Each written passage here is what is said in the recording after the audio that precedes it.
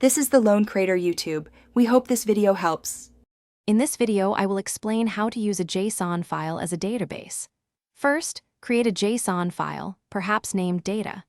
JSON, and initialize it with an empty array or object. This provides a starting point for your data.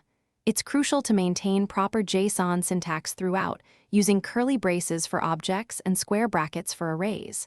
A consistent structure, like an array of objects, makes data management much simpler and more predictable for your application. To read data, you'll open your JSON file in read mode.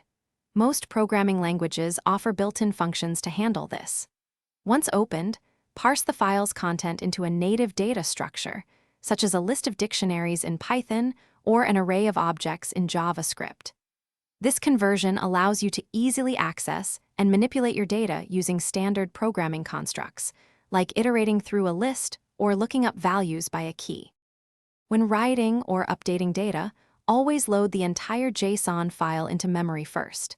Make your desired changes to this in-memory representation, whether adding a new record or modifying an existing one.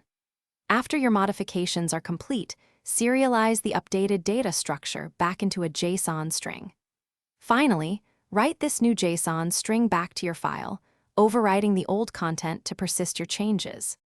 While convenient, JSON files are best suited for smaller datasets, perhaps up to a few megabytes, as loading the entire file into memory can be resource-intensive. Always implement robust error handling for file operations and data parsing to prevent data corruption. For multi-user environments, consider a simple locking mechanism to prevent concurrent writes from overriding each other, ensuring data integrity. For larger or more complex needs, a dedicated database is often a better choice. Thanks for watching. Consider subscribing if we helped you.